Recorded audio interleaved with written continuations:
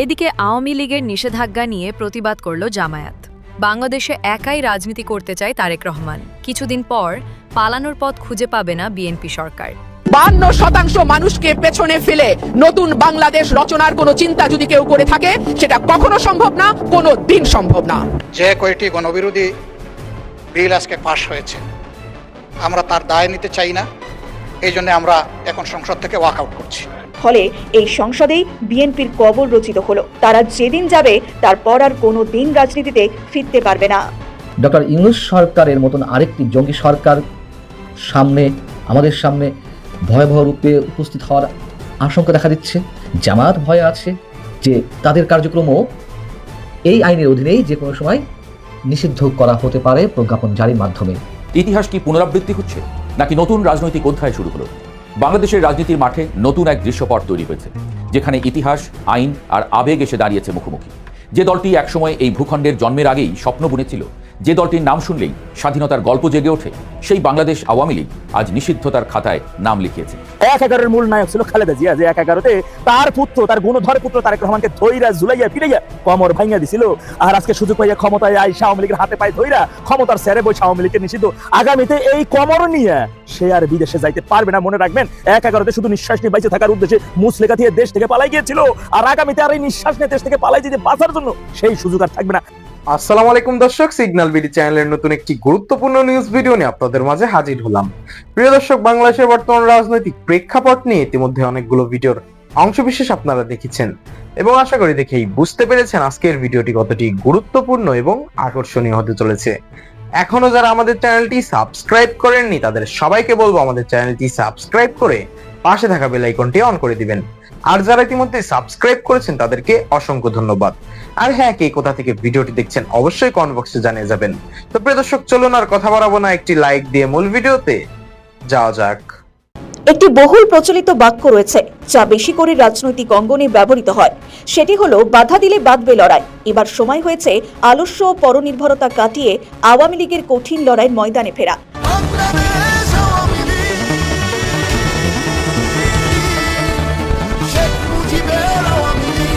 আর এবার তাদের প্রমাণ করার সময় এসেছে তারা কাপুরুষ নয়। ৩০ লক্ষ দেশবাসীর আত্মবলিদান কোনো গল্প কথা নয়। কারণ এই মুহূর্তে দেশ এবং দেশের বাইরে থেকে সব রকম সুযোগ সুবিধা পাওয়ার সব আশা প্রায় শেষ। এখন আওয়ামী লীগের ফেরার একটাই রাস্তা, সেটি হলো ভয়হীন হয়ে রাস্তায় নামা। তবে এবার আওয়ামী লীগ ফিরলে জনগণের চাহিদাই থাকবে বাকশালকে পুনরায় প্রতিষ্ঠা করার। দেশে তেল নেই, খাবার নেই, ওষুধ নেই, এত কিছু নেই। এর মধ্যে যেটি আছে সেটি হলো দেশবিরোধী শক্তিশালীর একত্রিত হয়ে আওয়ামী লীগকে চিরতরে রাজনীতি থেকে সরিয়ে দেওয়ার ষড়যন্ত্র। যারা এই প্রস্তাবের পক্ষে আছেন তারা হ্যাঁ বলুন, যারা এই প্রস্তাবের বিপক্ষে আছেন তারা না বলুন। আমার মনে হয় হ্যাঁ জয়যুক্ত হয়েছে, হ্যাঁ জয়যুক্ত হয়েছে, হ্যাঁ জয়যুক্ত হয়েছে। আসলে আজও বাংলাদেশ মানেই আওয়ামী লীগ। তাই তাদের নিষেধাজ্ঞার জন্য জনগণের রায় নেওয়া হয়নি। তাদের রাজনীতিতে ফেরার সুযোগ দেওয়া হবে বলে তাদের ভোটগুলি নিয়ে আজ তাদের অস্তিত্ব মুছে দেওয়ার খেলা চলছে। আর এই সংসদে যারা রয়েছে তারা জানে আওয়ামী লীগকে ভোটের সুযোগ দিলে তাদের কি অবস্থা হবে। যদি মানুষ আওয়ামী লীগকে না চায় তাহলে তারা ভোটের মাধ্যমে তাদের প্রত্যাখ্যান করুক। কিন্তু বর্তমান সংসদ সদস্যরা জানে সেটি হবে না। তবে আওয়ামী লীগকে নিষেধাজ্ঞার মাধ্যমে কঠিন আঘাত না করলে আওয়ামী লীগ তাড়াতাড়ি ফেরার কথা ভাবত না। আর নিষিদ্ধ বস্তুর ওপর যেমন মানুষের আকর্ষণ বেশি থাকে, সেরকম নিষিদ্ধ দল বিশেষ করে আওয়ামী লীগের মতো বটবৃক্ষের প্রতি মানুষের আকর্ষণ আরও বেশি হবেই। যদিও এই আইনের মাধ্যমে ভবিষ্যতে জামায়াত এবং এনসিপিকেও যে নিষিদ্ধ করা হবে না তার কোনো নিশ্চয়তা নেই। তাই জামায়াত এটি নিয়ে আলোচনা চেয়েছিল, কিন্তু বিএনপি তা বাতিল করে দিয়েছে। লক্ষ্য করছি যে বিলগুলোর ব্যাপারে ডিসেন্ডিং অপিনিয়ন দেওয়া হয়েছে সেগুলোই এখানে এখন আলোচনা হচ্ছে এবং পরবর্তীগুলোও তাই। একদিকে 2 মিনিট সময়, এই সময়ের ভিতরে কিছুই বলা সম্ভব না। ডিসেন্ডিং কেন দিলেন, তার প্রেক্ষাপট কি হওয়া উচিত, এই বিষয়গুলো তো বলার সুযোগ না দিলে আমরা একদিকে 2 মিনিট পাচ্ছি, অন্যদিকে আনলিমিটেড টাইম দেওয়া হচ্ছে যারা উত্থাপন করছেন তাদেরকে। তাইলে ডিবেট কোথায়? আমরা তো কোনো ডিবেট দেখছি না এখানে। সেই ডিবেটের সুযোগ যদি না থাকে, মাননীয় স্পিকার এখানে বসে আমাদের লাভ কি? বিরোধী দলের যৌক্তিক বাধা সত্ত্বেও যে কয়টি গণবিরোধী বিল আজকে পাশ হয়েছে, আমরা তার দায় নিতে চাই না। এই জন্য আমরা এখন সংসদ থেকে ওয়াক আউট করছি। ফলে এই সংসদেই বিএনপির কবর রচিত হলো। তারা যেদিন যাবে তারপর আর কোনো দিন রাজনীতিতে ফিরতে পারবে না। ঘটনার শুরুটা যেন গল্পের মতোই। 5ই আগস্ট ক্ষমতার পালাবদল হয় জনগণের চাপের মুখে পড়ে। দেশ ছাড়েন দেশের প্রধানমন্ত্রী শেখ হাসিনা। রাষ্ট্র চালানোর জন্য গঠিত হয় অন্তর্বর্তীকালীন সরকার, যার মূল দায়িত্ব ছিল নির্বাচনের মাধ্যমে সরকার গঠন করা। সেই অন্তর্বর্তী সরকারের সময় এক প্রজ্ঞাপন জারি হলো, যেখানে বলা হলো আওয়ামী লীগ এবং তার সব অঙ্গ সংগঠনের কার্যক্রম নিষিদ্ধ। যুক্তি হিসেবে তুলে ধরা হলো সন্ত্রাস বিরোধী আইন, বিশেষ করে 2009 সালের আইনের ধারা 18(1)। এই ধারার ভাষা খুবই স্পষ্ট। রাষ্ট্র যদি মনে করে কোনো সংগঠন দেশের নিরাপত্তার জন্য হুমকি, তবে তার কার্যক্রম নিষিদ্ধ করা যায়। কিন্তু এখানে প্রশ্নটা আইন নয়, প্রয়োগ। কারণ এই প্রজ্ঞাপনে একটি বড় ফাঁক ছিল। নিষিদ্ধ করা হলো ঠিকই, কিন্তু কেউ যদি সেই নিষেধাজ্ঞা ভাঙে তার জন্য কি শাস্তি তা বলা হয়নি। যেন দরজায় তালা লাগানো হয়েছে, কিন্তু চাবিটা কোথায় তা কেউ জানে না। ফলে বাস্তবে এই নিষেধাজ্ঞা কতটা কার্যকর হবে তা নিয়ে তখনই প্রশ্ন উঠেছিল। এরপর আসে সংসদের পালা। বাংলাদেশের সংবিধান খুবই কৌশলী। অন্তর্বর্তীকালীন সরকারের জারি করা কোনো অধ্যাদেশ সংসদ বসার 30 দিনের মধ্যে অনুমোদন না পেলে তা বাতিল হয়ে যায়। অর্থাৎ সময়ের সঙ্গে সঙ্গে আইন নিজেই হারিয়ে যেতে পারে। এই সময়সীমা সামনে রেখে ত্রয়োদশ জাতীয় সংসদ একটি বিশেষ কমিটি গঠন করল। তারা বসে দেখল কোন অধ্যাদেশ টিকবে, কোনটা টিকবে না। এই কমিটি এখন সুপারিশ করছে সেই পুরনো অধ্যাদেশকে সংশোধন করে আইন হিসেবে পাশ করা হোক। এখানেই গল্পের মোড়। কারণ সংশোধনের কথাটা যতটা সরল শোনায়, বাস্তবে তো অনেক গভীর। সূত্র বলছে এবার শুধু নিষিদ্ধ নয়, বরং নিষেধাজ্ঞা অমান্য করলে শাস্তির ব্যবস্থাও যুক্ত হতে যাচ্ছে। অর্থাৎ কেউ যদি আওয়ামী লীগের নামে মিছিল করে, পোস্টার লাগায়, এমনকি অনলাইনে প্রচারণাও চালায়, তাহলেও আইনের মুখোমুখি হতে হবে। মানে এই বিএনপি সরকার আরও কঠিন হচ্ছে আওয়ামী লীগ দলের উপরে। এই যেন রাজনীতির ময়দানে নতুন খেলার নিয়ম। আগে যেখানে প্রতিপক্ষকে ভোটে হারাতে হতো, এখন সেখানে আইনই প্রতিদ্বন্দ্বীকে মাঠের বাইরে রাখবে। এখানে এসে অনেকেই প্রশ্ন করছেন, এটা কি আইন প্রয়োগ নাকি রাজনীতির নতুন কৌশল? বিশ্লেষকদের মতে একটি রাজনৈতিক দলকে নিষিদ্ধ করা খুবই সংবেদনশীল বিষয়। কারণ রাজনীতি মানে শুধু দল নয়, তার সঙ্গে জড়িয়ে থাকে লাখো মানুষের বিশ্বাস, পরিচয় আর আবেগ। এই জায়গায় রাষ্ট্র যদি হস্তক্ষেপ করে, তাহলে সেটি কেবল প্রশাসনিক সিদ্ধান্ত থাকে না, বরং সামাজিক প্রতিক্রিয়ার জন্ম দেয়। ইতিহাসও এই জায়গায় খুব সহানুভূতিশীল নয়। অতীতে দেখা গেছে কোনো দলকে নিষিদ্ধ করলে তা অনেক সময় উল্টো সহানুভূতি পায়। নিষিদ্ধ হওয়া দলটি নিজেদের ভিকটিম হিসেবে তুলে ধরে, আর জনগণের একাংশ তাদের প্রতি সহানুভূতিশীল হয়ে ওঠে। ফলে রাজনৈতিক মেরুকরণ আরও বাড়ে। বাংলাদেশের ক্ষেত্রেও একই প্রশ্ন উঠছে। আওয়ামী লীগের রয়েছে দীর্ঘ ইতিহাস এবং বিস্তৃত তৃণমূলের ভিত্তি।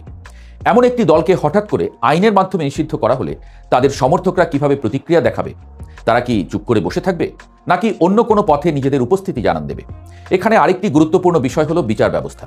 অনেক বিশ্লেষক বলছেন, যদি কোনো দলের বিরুদ্ধে অপরাধের অভিযোগ থাকে, তাহলে সেটি আদালতের মাধ্যমে প্রমাণ হওয়া উচিত। আদালত যদি রায় দেয়, তখন নিষিদ্ধ করা বা অন্য ব্যবস্থা নেওয়া সহজেই গ্রহণযোগ্য হয়। কিন্তু সরাসরি নির্বাহী বা আইন প্রণয়ন প্রক্রিয়ার মাধ্যমে নিষিদ্ধ করলে সেখানে প্রতিহিংসার অভিযোগ ওঠার সুযোগ থাকে। এই প্রসঙ্গে মোহাম্মদ ইউনূসের নেতৃত্বাধীন অন্তর্বর্তী সরকারের সময়কার সিদ্ধান্তের কথাও উঠে আসে। সেই সময় অনেকেই বলেছিলেন, রাজনৈতিক দল নিষিদ্ধ করার সিদ্ধান্ত জনগণের উপর ছেড়ে দেওয়া উচিত, ভোটই হোক চূড়ান্ত বিচারক। কিন্তু বাস্তবে দেখা যাচ্ছে সেই অবস্থান থেকে সরে এসে এখন আইনগত পথে নিষিদ্ধ করার দিকেই এগোনো হচ্ছে। বাংলাদেশ জাতীয়তাবাদী দল বা বিএনপির অবস্থানও কিছুটা দ্বৈত ও দ্বিমুখী। একদিকে তারা নির্বাচনের আগে বলেছিলেন নির্বাহী আদেশে দল নিষিদ্ধ করা ঠিক নয়, অন্যদিকে সেই দল আজ ক্ষমতায় যাবার পর আবার আওয়ামী লীগের নিষিদ্ধ ঘোষণায় তারা সন্তোষ প্রকাশ করেছেন। রাজনীতির এই দ্বৈততা নতুন কিছু নয়, তবে এটি পরিস্থিতিকে আরও জটিল করে তোলে। আওয়ামী লীগের পক্ষ থেকেও প্রতিক্রিয়া এসেছে। তাদের বক্তব্য, এটি শুধু একটি দলকে নিষিদ্ধ করা নয়, বরং একটি বৃহৎ জনগোষ্ঠীর রাজনৈতিক অধিকারকে সীমিত করা। তাদের দাবি, এই সিদ্ধান্তের দায় শেষ পর্যন্ত প্রতিপক্ষ দলগুলোকেই নিতে হবে। এখন প্রশ্ন, এর প্রভাব কি হবে? প্রথমত, রাজনৈতিক প্রতিযোগিতা কমে যাবে। একটি বড় দল মাঠের বাইরে থাকলে নির্বাচনের প্রতিদ্বন্দ্বিতা স্বাভাবিকভাবেই কমে যায়। এতে করে গণতন্ত্রের মৌলিক চেতনা, বিকল্পের উপস্থিতি ক্ষতিগ্রস্ত হতে পারে। দ্বিতীয়ত, রাজনীতির ভাষা আরও কঠোর হতে পারে। যখন বৈধ রাজনৈতিক পথ সংকুচিত হয়, তখন অনেকেই বিকল্প পথ খোঁজে, যা সবসময় শান্তিপূর্ণ নাও হতে পারে। তৃতীয়ত, আন্তর্জাতিক মহলেও এর প্রতিক্রিয়া হতে পারে, কারণ রাজনৈতিক দল নিষিদ্ধ করা গণতান্ত্রিক মানদণ্ডের সঙ্গে কতটা সামঞ্জস্যপূর্ণ তা নিয়ে প্রশ্ন উঠতে পারে। তবে সরকার পক্ষের যুক্তিও একেবারে উড়িয়ে দেওয়া যায় না। তারা বলছেন, রাষ্ট্রের নিরাপত্তা ও আইনের শাসন রক্ষা করাই তাদের দায়িত্ব। যদি কোনো দল এই সীমা অতিক্রম করে, তাহলে ব্যবস্থা নেওয়া ছাড়া উপায় থাকে না। এই যুক্তি একেবারে অমূলক নয়, তবে এর প্রয়োগ কতটা ন্যায্য ও স্বচ্ছ সেটিই মূল প্রশ্ন। সবশেষে বিষয়টি এসে দাঁড়ায় বিশ্বাসের জায়গায়। রাষ্ট্র কি জনগণের উপর ভরসা করবে, নাকি আইন দিয়ে নিয়ন্ত্রণ করবে? জনগণ কি নিজেরাই সিদ্ধান্ত নেবে, নাকি সেই সিদ্ধান্ত তাদের জন্য নির্ধারণ করে দেওয়া হবে। বাংলাদেশের রাজনীতির এই অধ্যায়টি শুধু একটি দলের নিষিদ্ধ হওয়া নয়, এটি একটি পরীক্ষা রাষ্ট্র, আইন এবং গণতন্ত্রের সম্পর্ক কতটা ভারসাম্যপূর্ণ থাকতে পারে। অতীতে ফিরে তাকালে দেখা যায় এই পরীক্ষার ফলাফল কখনোই তাৎক্ষণিকভাবে বোঝা যায় না। সময়ই বলে দেয় কোন সিদ্ধান্ত রাষ্ট্রকে শক্তিশালী করে আর কোনটি তাকে আরো বিভক্ত করে তোলে। এই কথা তো এখন সবার কাছে স্পষ্ট যে মূলত আওয়ামী লীগের রাজনৈতিক কার্যক্রম নিষিদ্ধ রাখতেই, অথবা যদি সরাসরি বলে যে আওয়ামী লীগকে নিষিদ্ধ রাখতেই সন্ত্রাস বিরোধী আইনের দুটি সংশোধিত ধারা অধ্যাদেশ আকারে যে রাষ্ট্রপতি নির্দেশে জারি করা হয়েছিল সেটি আইনে পরিণত করা হয়েছে। এবং সেটির মাধ্যমে এখন কি দাঁড়াচ্ছে, এই মুহূর্তে প্রতিটি রাজনৈতিক দল ইনক্লুডিং বিএনপি সহ প্রতিটি রাজনৈতিক দল এবং পুরো দেশ ভয়ঙ্কর এক ঝুঁকির মুখে। প্রথমত, ডক্টর ইউনূস সরকারের মতন আরেকটি জঙ্গি সরকার আমাদের সামনে ভয়াবহ রূপে উপস্থিত হওয়ার আশঙ্কা দেখা দিচ্ছে। জামাত ভয়ে আছে যে তাদের কার্যক্রমও এই আইনের অধীনেই যে কোনো সময় নিষিদ্ধ করা হতে পারে প্রজ্ঞাপন জারির মাধ্যমে। আবার নিশ্চিতভাবেই এটুকু আমরা নিশ্চিত করে বলতে পারি যে বিএনপিও প্রচণ্ড একটা ঝুঁকির মধ্যে চলে গেল। বিল পাশের আগে কেন ঝুঁকির মধ্যে চলে গেল সে বিষয়টি পরে আসছি।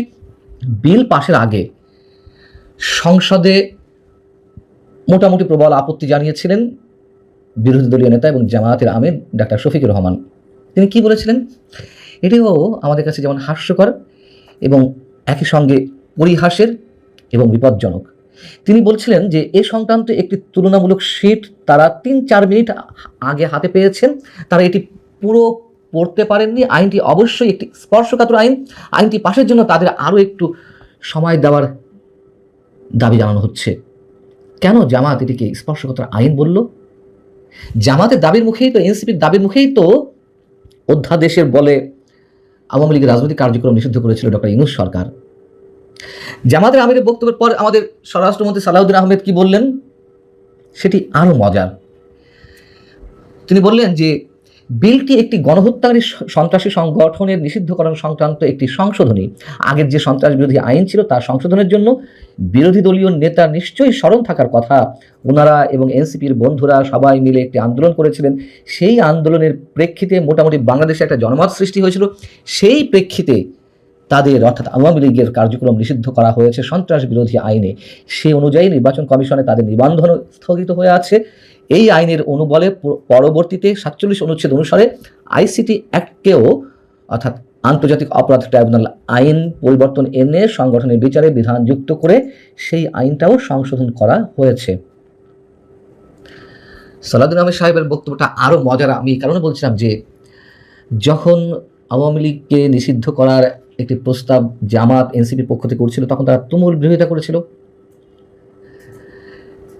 তারা সবসময় বলেছে এইভাবে নির্বাহী আদেশের মাধ্যমে কোনো রাজনৈতিক সংগঠন বা রাজনৈতিক দল নিষিদ্ধ করা ঠিক নয়। তারেক রহমানও তো ক্ষমতায় আসার অর্থাৎ বিএনপি ক্ষমতায় আসার 2 দিন আগে বা পরে বিদেশি একটি গণমাধ্যমে আন্তর্জাতিক একটি গণমাধ্যমকে দেওয়া সাক্ষাৎকারে তিনি বলেছিলেন যে কোনো নির্বাহী আদেশের মাধ্যমে কোনো রাজনৈতিক দল নিষিদ্ধের পক্ষে তারা নয়। তার কারণ আজ একটি রাজনৈতিক দলকে যদি নিষিদ্ধ করা হয় কাল হয়তো বিএনপিকেও করা হতে পারে। এবং এই যে আওয়ামী লীগকে যে নিষিদ্ধ করা হলো, রাজনৈতিক কার্যক্রম নিষিদ্ধ করা মানে এক অর্থে পুরো দলটাই তো নিষিদ্ধ অবস্থা থাকা, শুধু শব্দের কিছু হেরফের। এই আওয়ামী লীগ কি বিনাশ হবে? প্রশ্নই ওঠে না। 6 মাস পর অথবা 6 বছর পর আরও সংগঠিত হয়ে এই দলটি ক্ষমতায় আসবে, এটুকু বলা যায়। হয়তো আরও কিছু সময় লাগতে পারে, আসবে তো। তখন নিশ্চিতভাবেই বিএনপিকে নিষিদ্ধ করবে আওয়ামী লীগ। আবার আওয়ামী লীগের সময় আইন ঠিকই করা হয়নি কোনো রাজনৈতিক সংগঠন বা দলকে নিষিদ্ধ করার জন্য বা তাদের রাজনৈতিক কার্যক্রম নিষিদ্ধ করার পক্ষে। তবে আওয়ামী লীগ যে বিএনপি বা জামাতকে 14 বছর ধরে রাজপথে নামতে দেয়নি এ কথাও তো ঠিক। রাজপথে নেমেছে, তার উপরে হেলমেট বাহিনীর অত্যাচার আক্রমণ, রাজপথে নেমেছে তখন পুলিশি বাহিনীর নির্যাতন ঘটেছে তো এগুলো। অর্থাৎ তুমুল একটা রাজনৈতিক শূন্যতা তৈরি করা হয়েছিল। তখন গাছের পাতা পর্যন্ত বলতো আওয়ামী লীগ। তখন থেকে বলে আসছি এই যে রাজনৈতিক শূন্যতা সৃষ্টি করা হচ্ছে, এর পরের স্টেজ হচ্ছে জঙ্গিবাদ বা চরমপন্থা। এবং তাই তো ঘটল। ডক্টর ইউনূস সরকার আমাদের সামনে আবির্ভূত হলেন ভয়ঙ্কর একটি শক্তি নিয়ে, জঙ্গিবাদী শক্তির প্রচ্ছন্ন সমর্থনে তাদের উপরে ভর করেই তো ডক্টর ইউনূসের সরকার এসেছিল আমাদের সামনে। এখন যে রাজনৈতিক শূন্যতা সৃষ্টি করা হচ্ছে, যে কোনো মুহূর্তে, যে কোনো পরিস্থিতিতে, সেই হিসেবে আরও একটা জঙ্গি সরকার নিশ্চিতভাবে আমাদের সামনে আসতে যাচ্ছে। আতঙ্কে থেকেই এই কথাগুলো বলছি। আশাটা অস্বাভাবিক কিছু নয়। এবং জামাতও ভয়ে আছে এই একই অস্ত্র ব্যবহার করে, একই আইন ব্যবহার করে তাদেরকেও যে কোনো সময়, মানে তাদের রাজনৈতিক কার্যক্রম যে কোনো সময় নিষিদ্ধ করা হতে পারে। এবং সেই ভয় থেকেই জামাতের আমির মোটামুটি প্রবল আপত্তি তুলে ধরেছিল। বিএনপি যে খেলা খেলছে এটিও আমাদের সামনে নতুন কিছু নয়, হয়তো ওই অর্থে যে যখন ক্ষমতায় যায় তারা আর ভাবতে পারে না যে কোনো সময় তাদেরকেও ক্ষমতা থেকে বিদায় নেওয়া লাগতে পারে। প্রতিটি দল ক্ষমতায় যাওয়ার সঙ্গে সঙ্গেই মনে করে আজীবনের জন্য তারা ক্ষমতায় এসেছে। কেউ নয়, পৃথিবীর কোনো শক্তির সাধ্য নেই তাদেরকে ক্ষমতা থেকে হটানোর। এবং আওয়ামী লীগ যতদিন না পর্যন্ত ফিরে না আসতে পারে খুব স্বাভাবিক প্রক্রিয়ায়, অনেকেই প্রশ্ন করছেন তাহলে কি আওয়ামী লীগ আন্ডারগ্রাউন্ডে চলে যাবে? হতে পারে। পৃথিবীর বিভিন্ন ধরনের ইতিহাস তাই বলে, এবং ইতিহাস এটাই বলে যে কোনো রাজনৈতিক দলকে নিষিদ্ধ করে তার আদর্শত্ব ধ্বংস করা যায়নি, বরং তারা ফিরে এসেছে আরও সর্বগ্রাসী রূপে হয়তো, অথবা তাদের কারণে পুরো রাষ্ট্র অস্থিতিশীল হয়ে ওঠে চরম এক বিভাজনের জায়গা থেকে। যেমন আমরা মিশরের মুসলিম ব্রাদারহুডের কথা বলতে পারি। এই সংগঠনটিকে নিষিদ্ধ করা হলো কথিত গণতন্ত্রের উত্তরণের পর। কি হলো তাতে? তারা আন্ডারগ্রাউন্ডে চলে গেল, এবং তার পরবর্তী কার্যক্রমগুলো সম্বন্ধে তো আমরা নিশ্চিতভাবে জানি। আওয়ামী লীগও আন্ডারগ্রাউন্ডে চলে যাবে কিনা আমরা জানি না, তবে এর ফলটি নিশ্চয়ই কারোর জন্যই সুখকর নয়, এবং সবচেয়ে বেশি খেসারত দিতে হবে আমাদের মতো সাধারণ মানুষকেই। প্রিয় দর্শক, ইতিমধ্যে আপনারা আমাদের পুরো ভিডিওটি দেখেছেন। ভিডিওটি দেখে কি জানলেন এবং বুঝলেন অবশ্যই আপনাদের মূল্যবান মতামতটি আমাদের কমেন্ট বক্সে জানাতে ভুলবেন না। এখনো যারা আমাদের চ্যানেলটি সাবস্ক্রাইব করেননি তাদের সবাইকে বলবো আমাদের চ্যানেলটি সাবস্ক্রাইব করে পাশে থাকা বেল আইকনটি অন করে দিবেন এরকম নিত্য নতুন প্রতিদিন গরম গরম নিউজ আপডেট পেতে। ধন্যবাদ সবাইকে।